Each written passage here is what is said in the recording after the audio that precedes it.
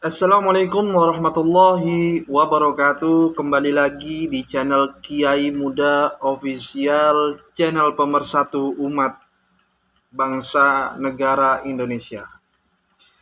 Jadi alhamdulillah hadirin guys yang dimuliakan Allah. Kali ini kita masih dalam reaction, yakni kabar yang belum diamankan pemerintah. Padahal saya juga udah males gitu mereaction kayak gini, nggak ada kabar-kabar lagi soalnya. Jadi ya kita mau nggak mau ya inilah.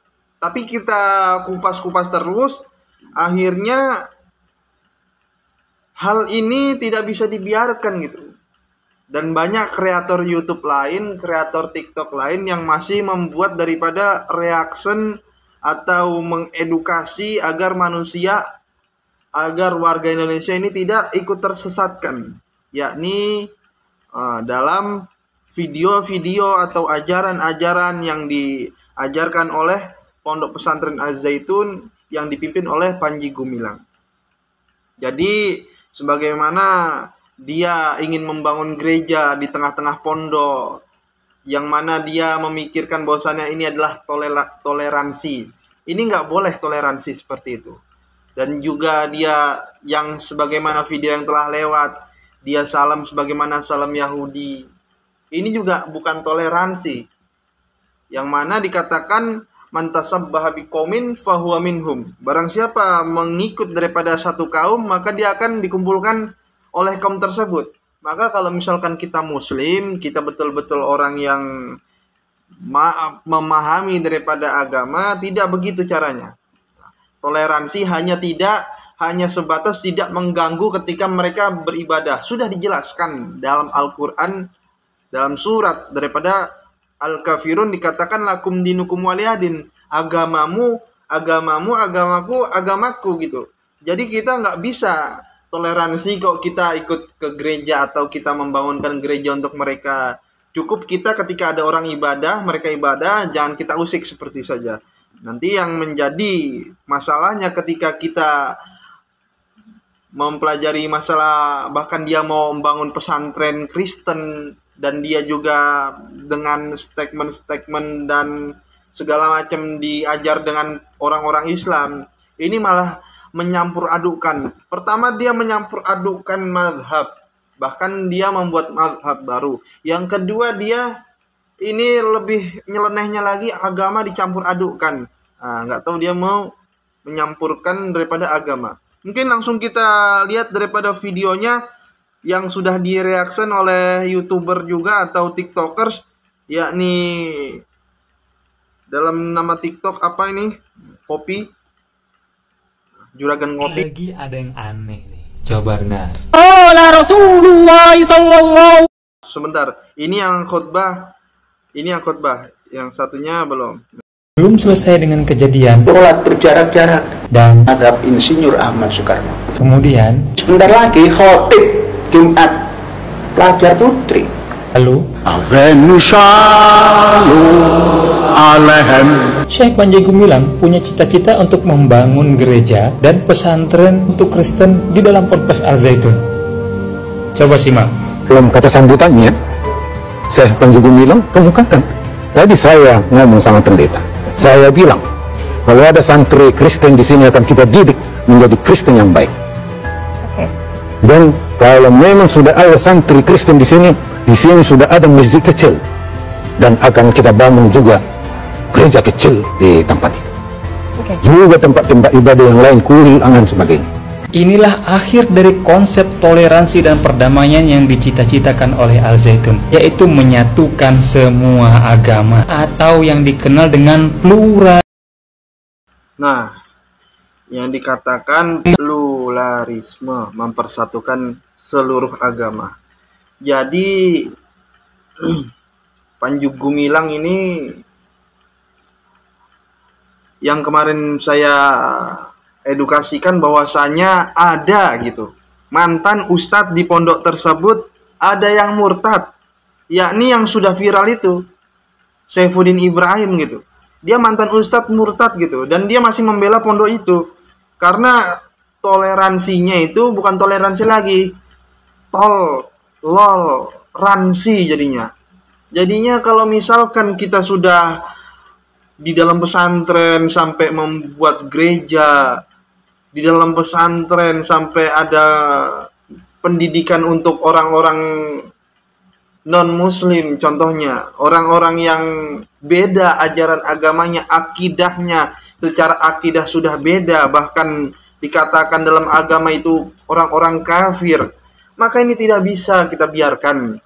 Ini tidak bisa kita sepelekan yang seperti ini. Karena kalau kita sepelekan, nanti dianggap orang-orang awam ini adalah hal yang biasa. Tapi kita bisa lihat komenannya. Netizen Indonesia juga bukan orang-orang yang bodoh, yang bisa masuk aliran sesat, masuk begitu saja. Tapi netizen Indonesia ini banyak orang-orang yang suka tabayun. Tapi nggak juga bagus kalau selalu tabayun gitu. Kalau misalkan kita diajak tabayun ini nyari penjelasan sambil mikir-mikir dia. Tapi kalau dalam masalah kayak gini kita wajib gitu. Tabayun, cari penjelasan, datang ke pondok pesantren tersebut dan kita adu argumen, itu wajib dalam masalah seperti ini. Tapi kalau misalkan perkara yang sudah kayak misalkan sholat segala macam, atau disuruh kita ada ustadz datang ke kampung kita untuk misalkan mengajak kita berzakat, berhaji, berinfak dan yang lainnya, kita tidak perlu tabayun karena itu adalah hal yang betul. Tapi kalau misalkan ajaran yang seperti ini menggabungkan daripada toleransi yang sangat tinggi sehingga mencampur adukan agama, maka ini sudah daripada menyeleweng gitu, menyeleweng. Kita lihat komentar daripada netizen.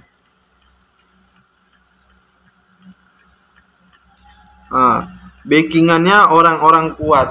Saya rasa juga seperti itu. Ini netizen Indonesia juga tidak bodoh gitu, tidak bodoh.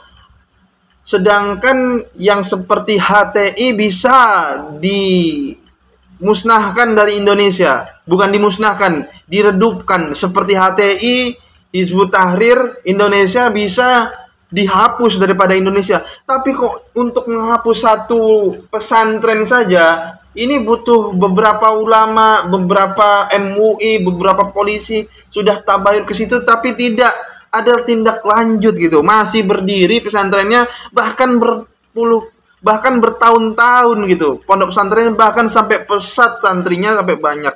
Jadi ini adalah hal yang harus kita renungkan sekarang. Wajib viral VT ini ya, kita viralkan. Untung nggak jadi masuk Al Zaitun. Dulu pernah ada orang yang mau masuk Al Zaitun. Yang gini wajib kita support sebanyak-banyaknya. Wajib kita support yang sebanyak-banyaknya. Maka kalian kalau yang lihat video ini, lihat kalian bukan cuma lihat saja, membagikan. Bahkan ini adalah pahala jariah buat kalian kalau misalkan kalian membagikan daripada video ini sehingga umat ini tidak tersesat gitu. Jangan sampai umat ini diumbang-ambingkan dengan pemikiran-pemikiran Yahudi, Nasrani, di pemikirannya ya kita ini dalam agama ada toleransi tapi tidak melebihi batas sehingga akidah kita, tauhid kita menyimpang ke arah yang berlawanan. Bahkan ustadz jebolan situ bisa murtad gitu. Bisa murtad. Ini pikirannya di mana gitu. Sangat dangkal. Jadi kita lanjut. Banyaklah yang mendukung daripada ini. Netizen Indonesia, kita salut dengan netizen Indonesia tidak mengikut daripada ajaran-ajaran yang sesat gitu. Dan juga kita teruskan videonya sebentar. Itu benar. Dan pluralisme agama ini bukanlah hal yang baru. Ini merupakan proyek besar kaum liberalisme. Awal tahun 1900-an, seorang filosof dan metafisikawan Swiss bernama Fridtjof Nansen memperkenalkan suatu konsep pluralisme agama yang dikenal dengan Transcendent Unity of Religion.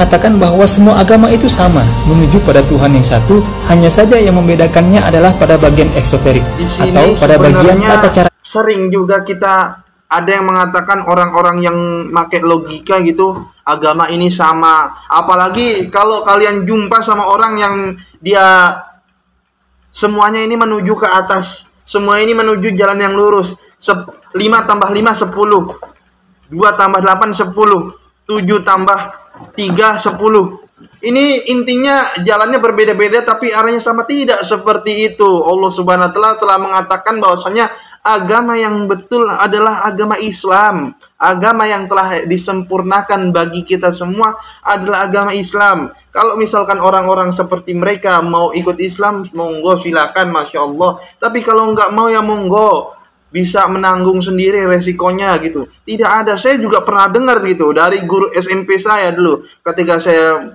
dulu belum mondok juga, belum mondok pesantren, jadinya iya aja gitu. Dia bilang agama ini sama, kita menyembah daripada hakikatnya Ka'bah. Tidak seperti itu. Itu masalah tauhid lagi, itu panjang penjelasannya. Dan kita ini sebagai manusia harus pintar-pintar memikirkan dan cari daripada sumber yang jelas, bukan sumber yang tidak jelas seperti ini gitu. Agama ini semua agama sama, semua apa ini sama. 5 tambah 5 10, 4 tambah 6 10. Itu kalau kayak gitu pemikirannya itu bukan agama gitu, tidak bisa dilogikakan seperti itu. Kita lihat lanjut lagi sedikit.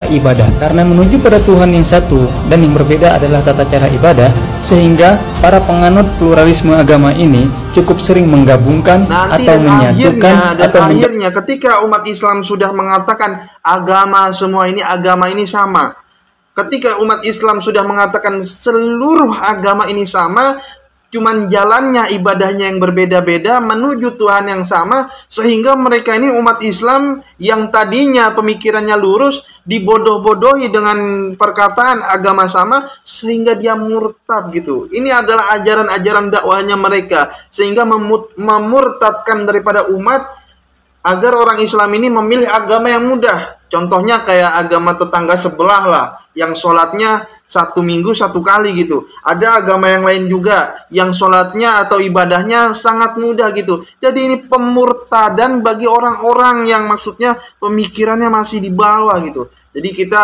umat Indonesia ini, masyarakat Indonesia khususnya yang sedang diuji dengan kesesatan seperti ini, pintar-pintar kita menyikapi ini. Kita tabayun ke ulama-ulama kita yang bersanad. Jangan kepada ulama-ulama yang seperti itu, bahkan itu nggak tahu masuk kriteria ulama atau tidak.